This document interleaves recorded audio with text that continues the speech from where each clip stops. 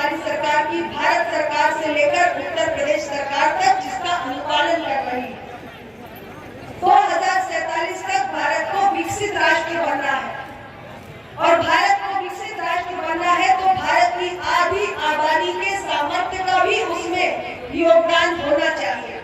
और हमारे देश की आधी आबादी यानी हमारे देश की बेटियां ये अपना योगदान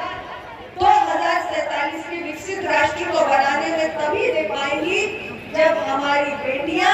स्वस्थ होंगी, शिक्षित होंगी, आर्थिक रूप से स्वावलंबी होंगी, उन्हें एक सुरक्षित माहौल मिलेगा और उनके जीवन के जो सामाजिक पारिवारिक दायित्व है वो भी पूरी तरीके से निभाए जाएंगे। हमारी सरकार ने ये कोशिश की है कि हमारी बेटियों को इस प्रदेश के अंदर ही नहीं बल्कि पूरे देश में जहां जहां भी हमारी गठबंधन की सरकारें हैं या भारतीय जनता पार्टी की सरकारें हैं कि सुरक्षित माहौल भी मिल सके, बेटियों को भयमुक्त वातावरण मिल सके, बेटियों को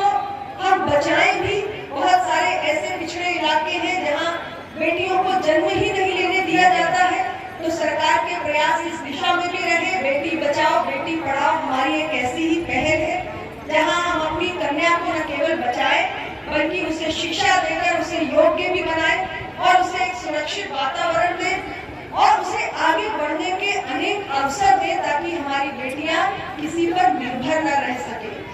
कल ही विकसित भारत संकल्प यात्रा हमारे जिले में 2 गांव में पहुंची थी और मैं उस कार्यक्रम में शामिल थी। माननीय प्रधानमंत्री जी ने पूरे राष्ट्र भर में विकसित भारत संकल्प यात्रा को संबोधित करते हुए महत्वपूर्ण बात कही। जो हमारे गांव-गांव में स्वयं सहायता समूह बन रहे हैं, हमारे स्वयं सहायता समूह के माध्यम से आज हमारी महिलाओं का आत्मविश्वास कितना बड़ा है। उन स्वयं सहायता समूह को अब ड्रोन का भी प्रशिक्षण दिया जाएगा ताकि कृषि कार्यों में ड्रोन का जो उपयोग होता है, चाहे खाद के लिए हो, चाहे कीटनाशक के छिड़काव के लिए हो या खेती के हालात का जायजा लेने के लिए हो, ये तमाम काम अब हमारी स्वयं सहायता समूह की महिलाएं कर पाएंगी। तो महिलाओं को आगे बढ़ने के पर्याप्त अवसर दिए जा रहे हैं। भारत सरकार की जितनी भी योजनाएं आई, बेटी बचाओ बेटी पढ़ाओ उसका एक उदाहरण है। इसके साथ ही प्रधानमंत्री सुरक्षित मातृत्व अभियान, प्रधानमंत्री मातृ वंदन योजना, प्रधानमंत्री उज्ज्वला योजना, स्वच्छ भारत अभियान के तहत शौचालय बनाना ताकि हम नारी गरिमा को सुरक्षित रख सकें और इसके साथ ही हर घर नल से जल